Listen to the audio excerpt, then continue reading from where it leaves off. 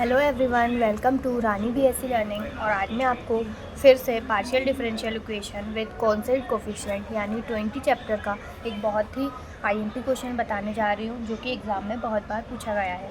और इस क्वेश्चन में हमें सीएफ और पीआई दो चीज़ें निकालनी है। पिछले वाले क्वेश्चन में हमने सिर्फ सीएफ निकालना सीखा था। इसमें हम सीखेंगे कि हाउ टू फाइंड पीआई या हाउ टू पीआई कैसे निकालते हैं। आइए सीखते हैं। जैसे कि हमें क्वेश्चन दिया है, सॉल्व करना है D square minus a square d dash square और ब्रैकेट के बाहर है z इक्वल्स टू एक्स। जब आप लोग एक चीज़ याद रखिए कि सी एफ और पी आई में हमें कैसे पता चलता है कि कब ओनली सी एफ निकालना है और कब पी आई निकालना है। तो आप यहाँ देखिए, अगर सिर्फ हमें पार्शियल डिफरेंशियल इक्वेशन दी हो और इक्वल्स टू में ज़ीरो हो तो हम सिर्फ सी एफ निकालेंगे, ठीक है। लेकिन अगर हमें यहाँ पे इक्वल्स टू में कुछ भी वैल्यू दी हो, एक्स दिया हो, एक्स प्लस वाई, या कुछ भी कांस्टेंट वैल्यू भी अगर दी हो 12 एक्स प्लस वाई, ऐसा कुछ दिया हो, तो हमें क्या निकालना पड़ता है, पी आई भी निकालना पड़ता है। अगर सिर्फ इसी साइड की वैल्यू दी है तो सी एफ निकलेगा, अगर यहाँ की वैल्यू भी दी है तो पी आई भी साथ में निकलेगा। तो आइए स्टार्ट करते हैं, सी एफ कैसे निकालते हैं और उसके बाद निकालेंगे पी आई। चलिए स्टार्ट करते हैं। हमें क्वेश्चन टू टाइप से पूछा जा सकता है, या तो आपको ये वाले फॉर्म में क्वेश्चन मिलेगा, या फिर आपको एक और फॉर्म में क्वेश्चन मिल सकता है, जो कि है डेल स्क्वायर, यहीं बगल में लिख देती हूँ, जो कि मिल जाएगा ऐसे, डेल स्क्वायर जेड अपॉन में del x square plus minus a square और डेल स्क्वायर जेड अपॉन में del x del y square equals to x. या तो आप इसे देखिए या फिर इसे देखिए, दोनों चीज़ें सेम है। अगर x का स्क्वायर है मान लीजिए तो d का स्क्वायर होता है, अगर y का स्क्वायर है तो यहाँ d डैश का स्क्वायर होता है, और बाकी वैल्यूज एज इट इज़ लिखी जाती है। अब हमें इसका निकालना है सी एफ। तो सबसे पहले हम इसका फैक्टर करेंगे। सबसे पहले हम लिखते हैं गिवन इक्वेशन। हमारे पास गिवन इक्वेशन है, गिवन इक्वेशन इज़, हमारे पास क्या है, डेल स्क्वायर z अपॉन में del x square minus a square del square z upon में del y square equals to x. ये हमारे पास गिवन इक्वेशन है। तो अब हम इसे किस तरीके से लिख सकते हैं, इस वाले फॉर्म में लिख सकते हैं। तो इसको लिख दिया हमने D square minus a square d dash का स्क्वायर और z इक्वल्स टू एक्स। इसे हम फर्स्ट इक्वेशन मान लेते हैं, ठीक है। ये हो गई हमारी डी नोटेशन की इक्वेशन। अब हम क्या करेंगे, हेयर द ऑक्सिलरी इक्वेशन। अब अगर हमें ऑक्सिलरी चाहिए इससे, तो हेयर द ऑक्सिलरी इक्वेशन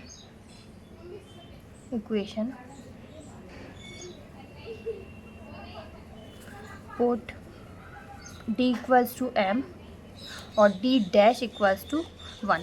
यही पुट करते हैं ऑक्सिलरी के लिए। तो अब हमने अगर यहाँ पे पुट करते हैं अगर हम, तो हमें मिल जाएगा, अगर हम डी की जगह m रख देते हैं तो हमारे पास मिल जाएगा m square minus a square, और डी डैश की जगह पे यहाँ पे क्या हो जाएगा, 1 का स्क्वायर, जो कि 1 ही हो जाएगा, ठीक है। इक्वल्स टू में हमारे पास आ जाएगा 0। अगर हम इसका फैक्टर करते हैं तो हमारे पास ये ए स्क्वायर है, ये प्लस में जाएगा तो इस साइड आएगा, तो हम डायरेक्टली एम इक्वल्स टू लिख देते हैं प्लस माइनस का ए, क्योंकि हमारे पास दो वैल्यू आएंगी, एक आएगा प्लस में ए और एक आएगा माइनस में ए। ये दोनों होगा इस वैल्यू के रूट। अब हम क्या करेंगे, सी एफ हमारे पास यहाँ से क्या आया, here's the C F is equals to, हमारे पास आएगा 5 Y minus A X plus 5 Y plus A X. यही आएगा सी एफ। ये मैंने आपको पिछली वीडियो में भी बताया था कि फार्मूले से निकालते हैं। और ये अब हम अगर पी आई निकालते हैं तो पी आई का भी एक फार्मूला होता है, जो कि होता है 1 अपॉन, जो 1 के अपॉन में वो वैल्यू जो हमें क्वेश्चन में डी नोटेशन के फॉर्म में दी होती है। तो हमारे पास वैल्यू आ जाएगी डी स्क्वायर माइनस में ए स्क्वायर डी डैश का स्क्वायर, और यहाँ पे आप याद रखिए कि जो वैल्यू आती है उसमें z नहीं लिखते हैं, तो यहाँ पे हम z नहीं लिखेंगे इस वैल्यू में। अब हमारे पास इनटू में आ जाएगा x।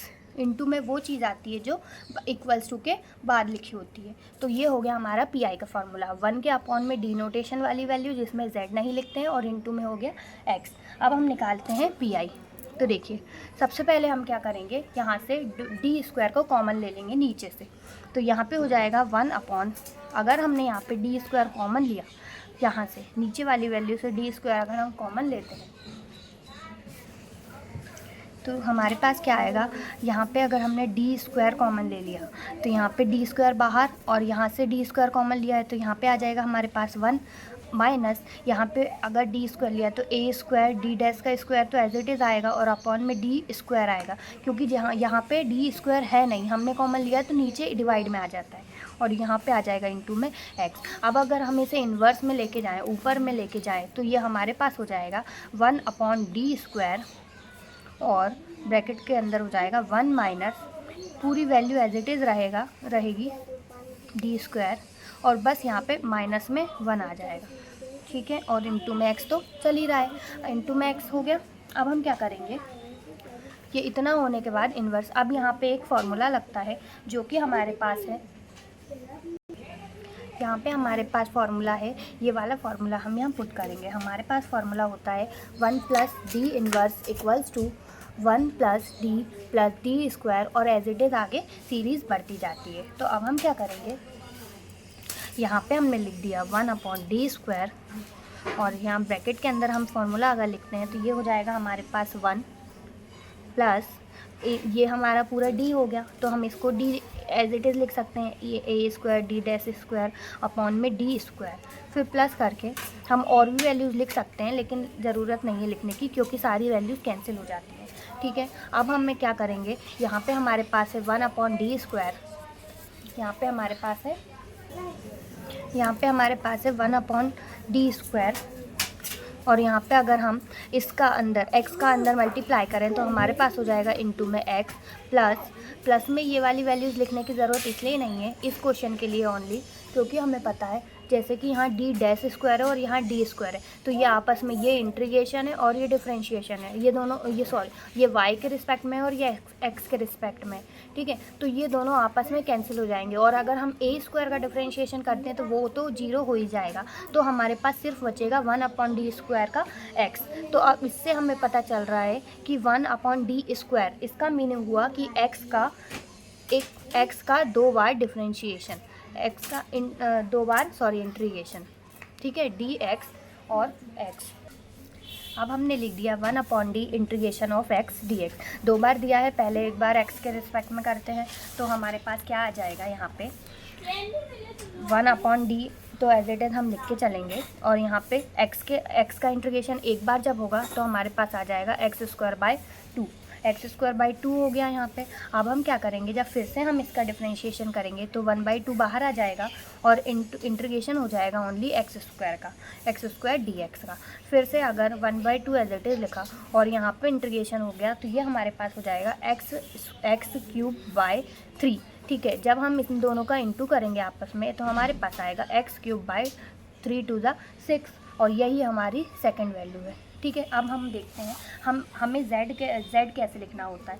ये हमने यहाँ पे CF निकाला था और ये हमने PI निकालने की मेथड है, तो ये हमारा आया है PI। अब हम जब दोनों सॉल्यूशन को साथ में लिखते हैं तो हमें लिखना होता है z = CF + PI, ठीक है। तो हम लिख देंगे z = हमारे पास सॉल्यूशन क्या आया है, CF हमारे पास आया है 5(1), ये पूरा आया है तो मैं यहाँ लिख ही देती हूँ 5(1) y - ax + 5(2) y + ax और हमारे पास प्लस करके ही PI जो आया है वो हमारे पास आया है x³